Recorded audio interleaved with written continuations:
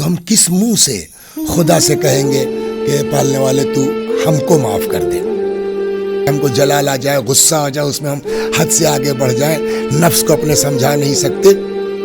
عاجزی میں معافی اس کی کوئی حیثیت نہیں ہے، پاور میں ہو آدمی تب معاف کرے۔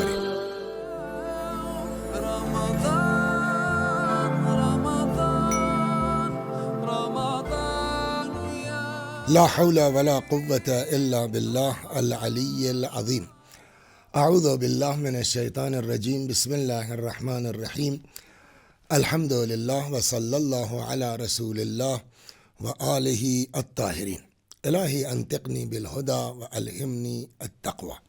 آج ہماری گفتگو پہنچی ہے پیغمبر اکرم صلی اللہ علیہ وآلہ وسلم کے خطبہ شعبانیہ کے ذیل میں۔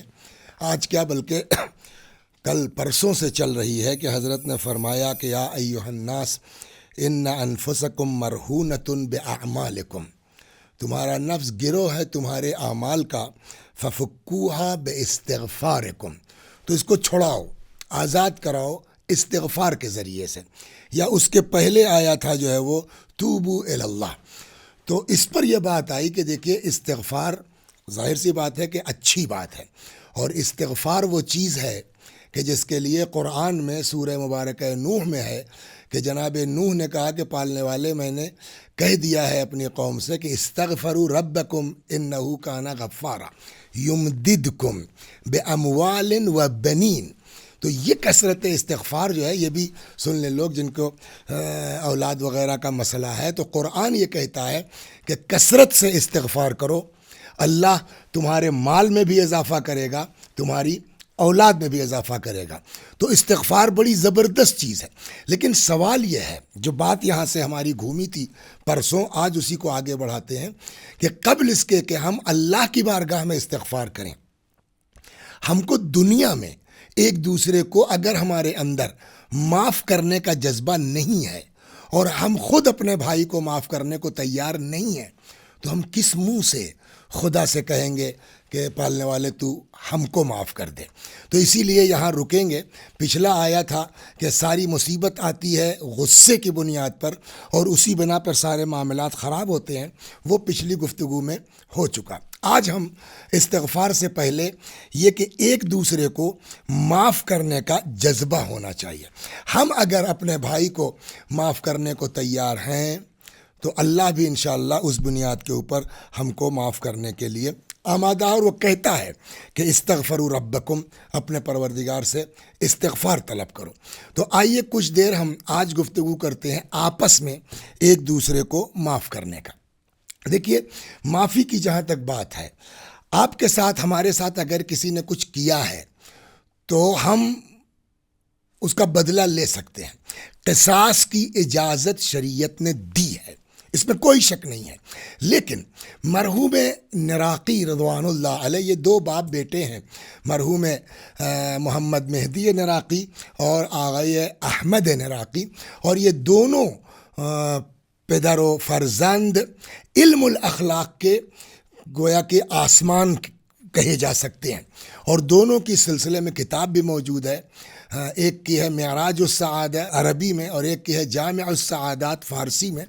تو اسی میں مرحوم نراقی نے جو بات کہی ہے کہ بھیا بے شک قصاص کا حق ہے، ہم کو شریعت نے اجازت دی ہے، لیکن قصاص میں جو سب سے بڑی مصیبت ہوتی ہے وہ یہ کہ جناب شیخ نراقی جیسا کہ فرماتے ہیں کہ لا ریب فی ان الاقتصار علی مجرد ما وردت بہ الرخصہ بعد الشروع فی الجواب مشکل، کہ آپ کو بدلہ لینے کا حق تو ہے، لیکن ہمارے ساتھ جس نے کچھ کیا ہے ہم اتنا ہی تو کر سکتے ہیں، لیکن جب غصے کے عالم میں ہم انتقام میں جائیں گے تو وہ زیادہ ہو جائے گا۔ مثال کے طور کے اوپر کسی آدمی نے کہا کہ صاحب وسیع حسن جاہل آدمی ہے، آپ کو غصہ آ گیا اور آپ نے کہا وہ کیا بات کر رہے کہ وہ جاہل، اس کا باپ جاہل، اس کے دادا جاہل، تو اس نے تو صرف آپ کو کہا تھا نا مولوی صاحب، آپ اس کے باپ دادا تک کیوں پہنچ گئے؟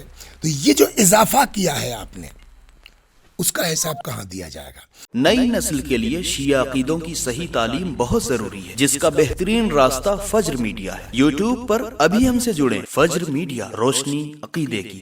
اسی بنا پر علماء اخلاق ہمارے فرماتے ہیں کہ اس بنا کے اوپر جواب دینے سے بہتر یہ ہے کہ آدمی صبر کر لے. وَلَعَلَّ السُّكُوتَ عَنْ أَصْلِ الْجَوَابِ وَإِحَالَةُ الْإِنْتِقَامِ إِلَىٰ رَبِّ الْأَرْبَابِ أَيْسَرُ وَأَفْضَلُ. لہٰذا انتقام کے بجائے چپ رہنا اور اس کو خدا کے سپرد کر دینا آسان بھی ہے، افضل بھی ہے، بہتر بھی ہے. لیکن سوال یہ ہے، اچھا وجہ بھی وہی بتاتے ہیں کہ اذ اکثر الناس لا يقدر على ضبط نفسه. اس لیے جب آدمی کو غصہ آتا ہے تو انسان اپنے غصے پر کنٹرول نہیں کر پاتا، نتیجے میں وہ زیادہ حد سے بڑھ جاتا ہے. تو کیا کیا جائے؟ تو اب کریں تو کیا کریں؟ یہ نفس مانتا نہیں ہے. تو اس نفس کو سمجھانے کے لیے کیا کیا جائے؟ تو جناب مرحوم نراقی اس بیماری کے علاج کے لیے فرماتے کہ ہم کو جلال آ جائے، غصہ آ جائے، اس میں ہم حد سے آگے بڑھ جائیں، نفس کو اپنے سمجھا نہیں سکتے، کریں تو کیا کریں؟ تو فرماتے کہ ثم طریق العلاج فی ترک الانتقام. انتقام سے بچنے کے لیے ہم اپنے نفس کو کیسے آمادہ کریں، کیسے سمجھائیں؟ کہتے ہیں کہ ان یتنبہ المرء الی سوء عاقبۃ الانتقام فی العاجل والآجل، کہ سب سے پہلے تو اپنے نفس کو سمجھاؤ کہ یہ انتقام کے چکر میں دنیا میں بھی اور آخرت میں بھی اس کا کتنا غلط نتیجہ نکلے گا. خاص کر کے جب آپ حد سے آگے بڑھ جائیں گے تو ظاہر سی بات ہے قیامت میں ہم کو اس کا جواب دینا پڑے گا. تو جب ہم رک نہیں سکتے تو بہتر یہی ہے کہ ہم یہاں کے اوپر خاموشی اختیار کریں، اپنے نفس کو یہ سمجھاؤ وَيَتَذَكَّرْ فَوَائِدَ تَرْكِهِ، اور اپنے نفس کو سمجھاؤ کہ انتقام کا چھوڑ دینا کتنا زیادہ فائدہ مند ہے. تو اب کیسے سمجھائیں؟ کہ اس کے لیے آسان طریقہ ہے کہ روایات میں جو ترک انتقام کے فضائل بیان کیے گئے ہیں، ایک دوسرے کو معاف کرنے کے جو ثواب بیان کیا گیا ہے، وہ اپنے نفس کو بتاؤ. خود بخود نفس جو ہے معاف کرنے پر انشاءاللہ آماد.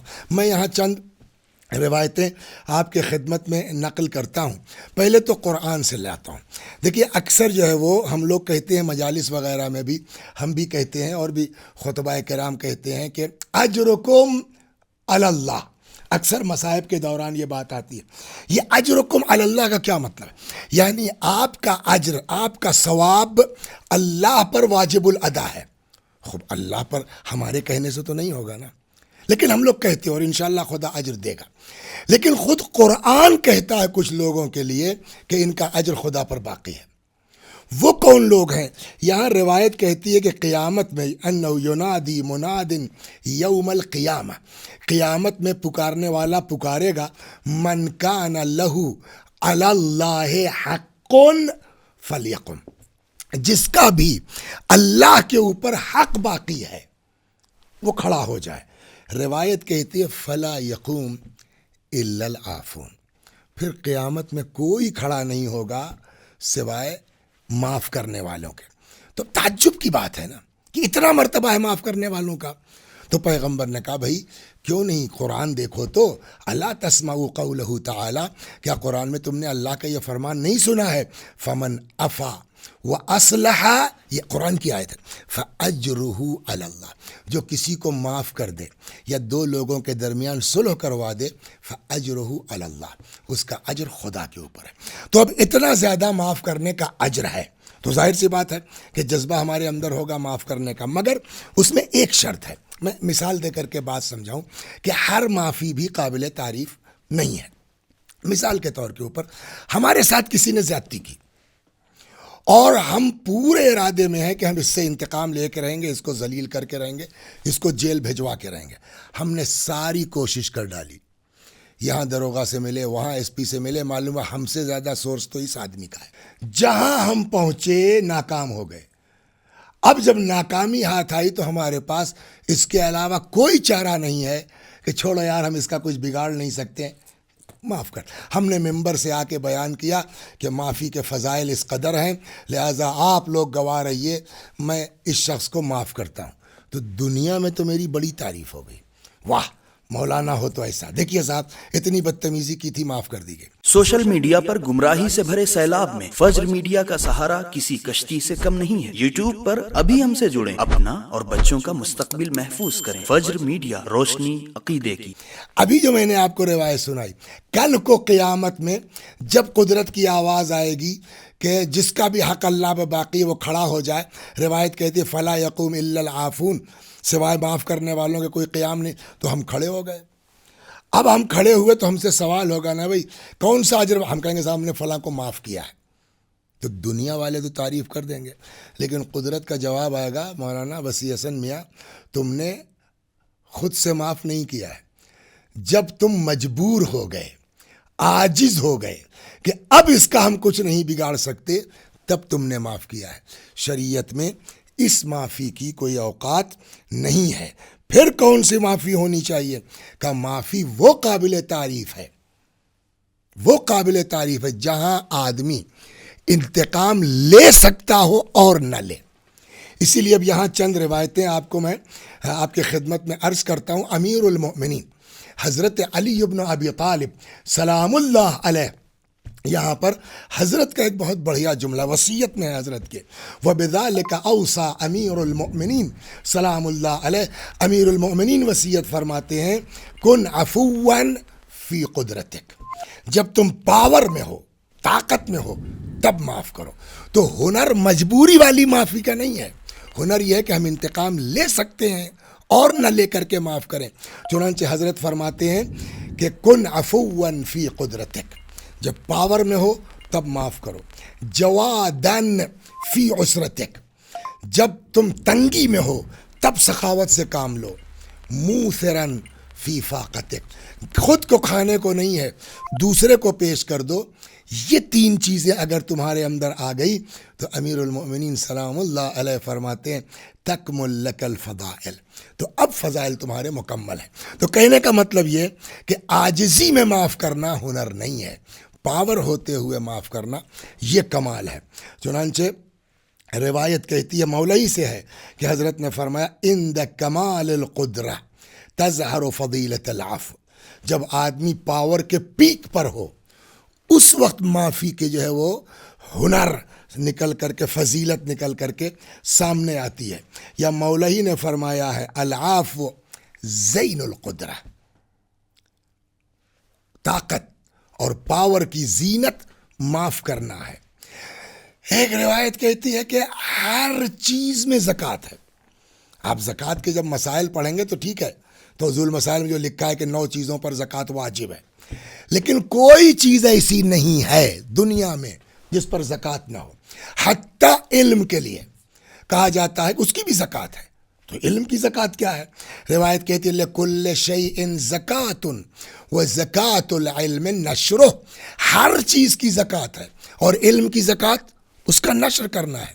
الحمدللہ الحمدللہ فجر میڈیا اس حدیث پر عمل کر رہا ہے کہ یہاں آ کے انہوں نے جو پڑھا اب اس کو فجر میڈیا کے ذریعے سے نشر کر رہے ہیں، گویا اپنے علم کی زکوٰۃ دے رہے ہیں. تو ہر چیز کی زکوٰۃ ہے. یا حتیٰ آپ مکان بناتے ہیں، روایت کہتی ہے مکان میں بھی زکوٰۃ ہے. مکان کی زکوٰۃ کیا ہے؟ روایت کہتی ہے وَلِكُلِّ شَيْءٍ زَكَاةٌ وَزَكَاةُ الدَّارِ بَيْتُ الضِّيَافَةِ، ہر چیز کی زکوٰۃ ہے. مکان کی زکوٰۃ مہمان خانہ ہے. ویسے ہی آپ IAS ہو گئے، آپ PCS ہو گئے، آپ منسٹر ہو گئے، آپ وزیر، پاور کی پیک پر ہیں، زکوٰۃ نکالیے. کہ پاور کی زکوٰۃ کیا ہے؟ مولا فرماتے العاف زکوٰۃ القدرہ، پاور کی زکوٰۃ معاف کرنا ہے. یا العاف زکوٰۃ الظفر، یا معاف کرنا کامیابی کی زکوٰۃ ہے. العاف مع القدرہ جنت من عذاب اللہ سبحانہ، پاور میں ہوتے ہوئے معاف کرنا اللہ کے. جیسے ماہ مبارک رمضان چل رہا ہے نا، تو روزے کے لیے کیا کہا جاتا ہے؟ الصوم جنت من النار، روزہ جہنم کے لیے سپر ہے. ویسے ہی یہاں مولا فرماتے ہیں العاف مع القدرہ، شرط وہی ہے کہ پاور میں ہوتے ہوئے معاف کرنا جنت من عذاب اللہ سبحانہ، اللہ کے عذاب کے مقابلے میں سپر ہے. آدمی جب پاور میں آتا ہے تو ایک سے ایک اچھے کام کرتا ہے. مثلا فرض کیجئے میرا مکان ہے، کسی غنڈے بدمعاش نے اس پہ قبضہ کر لیا، میری اوقات نہیں ہے کہ میں اس سے خالی کروا سکوں. عدالت میں جاؤں گا، 20 برس لگ جائیں گے، مر جاؤں گا. ایک صاحب تھے ماشاءاللہ پاور میں آ گئے، ان کی حیثیت تھی، ان کے پاس میں گیا، ان کا 2 منٹ میں مولانا. ایک فون کیا اس آدمی نے، میرا مکان خالی، بہت اچھا کام ہوا، ایک نیک کام. تو ایک سے ایک نیک کام آدمی پاور میں کر سکتا ہے، لیکن پاور میں آنے کے بعد سب سے بڑھیا کام کیا ہے؟ امام فرماتے احسن افعال المقتدر العفو. پاور میں آنے کے بعد پاور ورلے کا سب سے بڑھیا کام کیا ہے؟ معاف کرنا. احسن المکارم عفو المقتدر. بہترین اخلاق کیا ہے؟ کہ پاور کے باوجود معاف کرنا. چنانچہ امام حسین سلام اللہ علیہ سے روایت ہے، فرماتے ان اعفى الناس من عفا عند قدرته. سب سے بڑا معاف کرنے والا وہ ہے کہ جو پاور کی پیک پہ پہنچ کے چھوڑو جانے دو. یا مثلا ایک جگہ ارشاد ہوتا ہے کہ فجعل العفو عنہ شکرا للقدرت علیہ. ہمیں اسی شکرانے میں معاف کر دو کہ اللہ نے تم کو اس قابل بنا دیا ہے. لیکن اب اس میں ایک چیز اور میں اضافہ کر دیتا ہوں معافی کے سلسلے میں، کہ ایک تو یہ ہوا کہ عاجزی میں معافی اس کی کوئی حیثیت نہیں ہے، پاور میں ہو آدمی تب معاف کرے.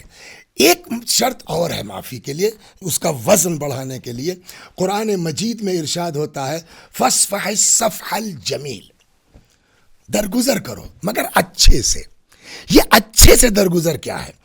اس کے سلسلے میں جو ہمارے اور آپ کے 8ویں امام رضا سلام اللہ علیہ نے فرمایا ہے، اس کو میں اپنے الفاظ میں خلاصہ کر دوں کہ فرض کیجئے کسی نے ہمارے ساتھ کچھ بدتمیزی کی، ہم معاف کرنے کو تیار ہوا.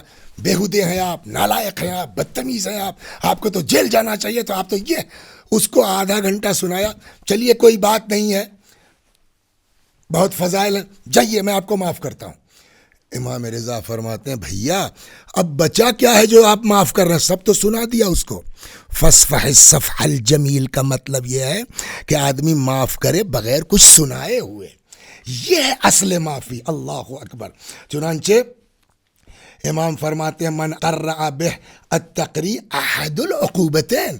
جب اس کو آپ 4 صلوات سنا کر کے معاف کر رہے ہیں تو ایک جو ہے سزا تو اس کو آپ دے چکے، تو اب کون سی معافی ہے؟ اللہ تبارک و تعالیٰ. اب دیکھیے پاور، میں نے کیا عرض کیا، پاور میں رہنے کے بعد اگر کوئی کسی کو معاف کرتا ہے، یہ ہنر. دنیا میں سب سے زیادہ پاور کس کے پاس ہے؟ جس کے صدقے میں کائنات خلق ہے. آپ انصاف سے بتائیے، کیا دنیا میں رسول اللہ صلی اللہ علیہ وآلہ وسلم سے زیادہ کسی کے پاس طاقت ہے، قدرت ہے، پاور ہے؟ ساری کائنات پیدا ہی ہوئی ہے ان کے طفیل میں، ان کے صدقے میں. تو ان سے زیادہ صاحب اختیار کون ہے، صاحب اقتدار کون ہے، پاورفل کون ہے آج کی زبان میں کہا جائے؟ مگر اس پیغمبر کو دیکھیے کیا جذبہ ہے معافی کا. چنانچہ کہتے ہیں ایک فرشتہ ہے جس کا نام ہے جابیل. جابیل بنا ہے آغا جبل سے، جبل یعنی پہاڑ. تو یہ فرشتہ پہاڑوں پر معین تھا، اس لیے اس کا نام شاید ہے جابیل. روایت کہتی ہے فَأَوْحَى اللَّهُ تَبَارَكَ وَتَعَالَى إِلَى جابیل. اللہ نے جابیل پر وحی نازل کی. فرمایا جابیل کون ہے؟ فرماتے ہیں ملک الجبال، فرشتوں کا، وہ پہاڑوں کا فرشتہ. فقال شق الجبال وانتہی إِلَى أَمْرِ محمد. جابیل جاؤ، نکلو پہاڑ سے، اور ہمارے رسول کا میٹر دیکھو، سالو کرو. مطلب مکے والے بہت ستا رہے ہیں، بہت پریشان کر رہے ہیں. فَأَتَاهُ. روایت کہتی ہے جابیل آئے پیغمبر کے پاس اور کہنے لگے انی امرت لک بالطاعہ، ہم کو آپ کی اطاعت کا حکم ہے. مطلب اب جو کہہ دیں گے صاحب وہ ہو جائے گا.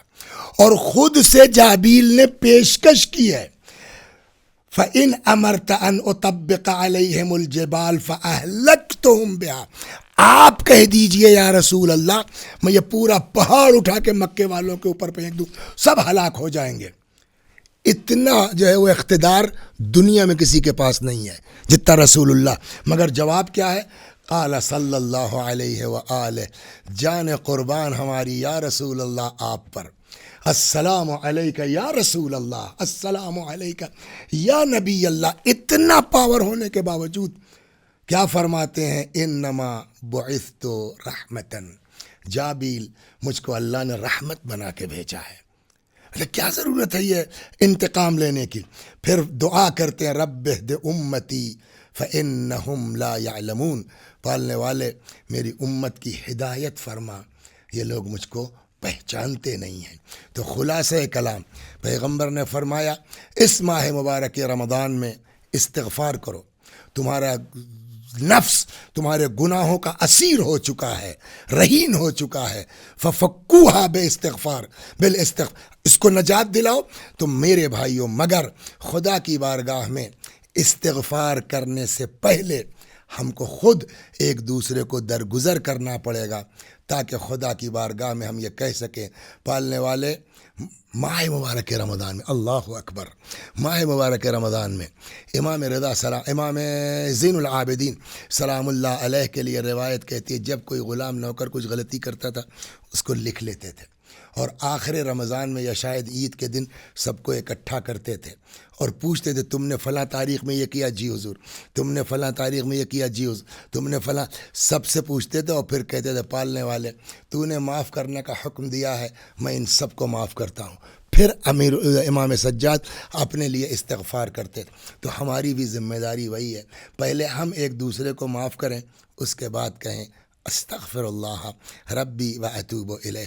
اس شان سے اگر اس ماہ رمضان میں استغفار کریں گے تو انشاءاللہ ہماری دنیا بھی آباد ہے، ہماری آخرت بھی آباد ہے۔ پروردگار عالم اس ماہ مبارک کے رمضان سے اچھے طریقے سے ہم کو استفادے کی توفیق عنایت فرما، توبہ کی توفیق عنایت فرما، استغفار کی توفیق عنایت فرما۔ والسلام علیکم ورحمۃ اللہ وبرکاتہ۔ ناظرین، امید ہے آج کی ویڈیو بھی آپ کو پسند آئی ہوگی۔ آئیے چلتے ہیں آج کے سوال کی طرف۔ آج کا سوال ہے اللہ کے اوپر کس کا حق واجب ہے؟ آپشن اے معاف کرنے والے کا، آپشن بی یتیم کو کھانا کھلانے والے کا، آپشن سی روزہ افطار کرانے والے کا، یا پھر آپشن ڈی سچ بولنے والے کا۔ ہم آپ کے جواب کے منتظر ہیں۔ ناظرین، جواب دینے کا صحیح طریقہ یہ ہے کہ سب سے پہلے آپ کا نام، اس کے بعد آپ کے والد کا نام، اس کے بعد آپ کا سٹی، آپ کی کنٹری، اور آخر میں آپ کا موبائل نمبر۔ اور یاد رکھیں یہ ساری انفارمیشن ایک ہی میسج کے اندر ہونا ضروری ہے۔